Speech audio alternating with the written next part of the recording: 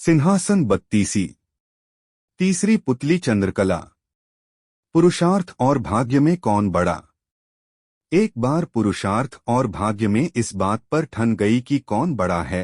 पुरुषार्थ कहता कि बगैर मेहनत के कुछ भी संभव नहीं है, जबकि भाग्य का मानना था कि जिसको जो भी मिलता है भाग्य से मिलता है, परिश्रम की कोई भूमिका नहीं होती है। उनके विवाद ने ऐसा उग्र रूप ग्रहण कर लिया कि दोनों को देवराज इंद्र के पास जाना पड़ा। झगड़ा बहुत ही पेचीदा था, इसलिए इंद्र भी चकरा गए। पुरुषार्थ को वे नहीं मानते जिन्हें भाग्य से ही सब कुछ प्राप्त हो चुका था। दूसरी तरफ अगर भाग्य को बड़ा बताते तो पुरुषार्थ उनका उदाहरण प्रस्तुत करता जिन्होंने मेहनत से सब कुछ अर्जित किया था। असमंजस में पड़ गए और किसी निष्कर्ष पर नहीं पहुंचे। काफी सोचने के बाद उन्हें विक्रमादित्य की याद आई। उन्हें लगा सारे विश्व में इस झगड़े का समाधान सिर्फ वही कर सकते हैं। उन्होंने पुरुषार्थ और भाग्य को विक्रमादित्य के पास जाने के लिए कहा। पुरुषार्थ और भाग्य मानव भेष में विक्रम के पास चल पड़े। विक्रम के पास आकर उन्होंने अपने झगड़े की बात रखी। विक्रमादित्य को भी तुरंत कोई समाधान नहीं सूझा। उन्होंने दोनों से 6 महीने की मोहलत मांगी और उनसे 6 महीने के बाद आने को कहा। जब वे चले गए तो विक्रमादित्य ने काफी सोचा, किसी निष्कर्ष पर नहीं पहुंच सके तो उन्होंने सामान्य जनता के बीच भेष बदलकर घूमना शुरू किया। काफी घूमने के बाद भी जब कोई संतोषजनक हल नहीं खोज पाए तो दूसरे राज्यों में भी घूमने का निर्णय किया। काफी भटकने के बाद भी जब कोई समाधान नहीं निकला तो उन्होंने एक व्यापारी के यहाँ नौकरी कर ली। व्यापारी ने उन्हें नौकरी उनके यह कहने पर दी, जो काम दूसरे नहीं कर सकते हैं वे कर देंगे, दी। कुछ दिनों बाद वह व्यापारी जहाज पर अपना माल लादकर दूसरे देशों में व्यापार करने के लिए समुद्री रास्ते से चल पड़ा। अन्य नौकरों के अलावा उसके साथ विक्रमादित्य भी थे। जहाज कुछ ही दूर गया होगा कि भयानक तूफान आ गया। जहाज पर सवार लोगों में भय और हताशा की लहर दौड़ गई। किसी तरह जहाज एक टापू के पास आया और वहां लंगर डाल दिया गया। जब तूफान समाप्त हुआ तो लंगर उठाया जाने लगा, मगर लंगर किसी के उठाए न उठा। अब व्यापारी को याद आया कि विक्रमादित्य ने यह कहकर नौकरी ली थी कि जो कोई न कर सकेगा वे कर देंगे। उसने विक्रम से लंगर उठाने को कहा। लंगर उनसे आसानी से उठ गया।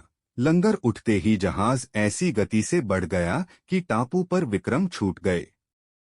उनकी समझ में नहीं आया क्या किया जाए। द्वीप पर घूमने फिरने चल पड़े। नगर के द्वार पर एक पट्टिका टंगी थी जिस पर लिखा था कि वहां की राजकुमारी का विवाह विक्रमादित्य से होगा। वे चलते चलते महल तक पहुंचे। राजकुमारी उनका परिचय पाकर खुश हुई और दोनों का विवाह हो गया। कुछ समय बाद वे कुछ सेवकों को साथ ले अपने राज्य की ओर चल पड़े।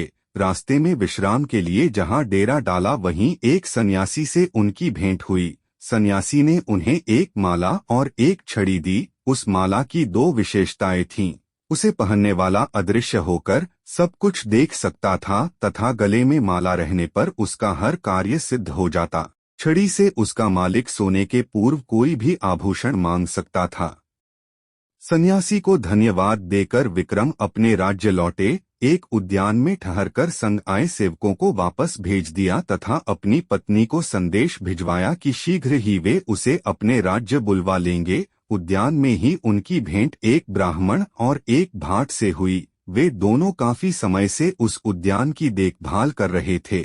उन्हें आशा थी कि उनके राजा कभी उनकी सुध लेंगे तथा उनकी विपन्नता को दूर करेंगे। विक्रम पसीज गए।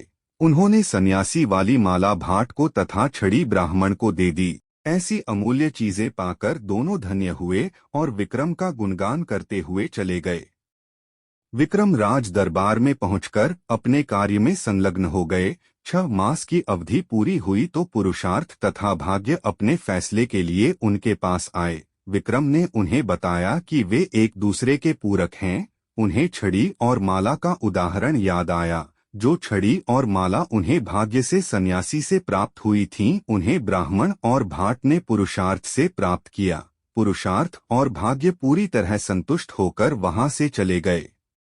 इतनी कहानी सुनाकर पुतली राजा विक्रमादित्य के सिंहासन से उड़ जाती है। कहानी से सीख, कोई भी बड़ा और छोटा नहीं होता। हर चीज और हर कर्म का अपना महत्व होता है। आगे की कहानी दूसरी वीडियो में देखेंगे। ऐसी ही वीडियो देखने के लिए हमारे चैनल को सब्सक्राइब करें।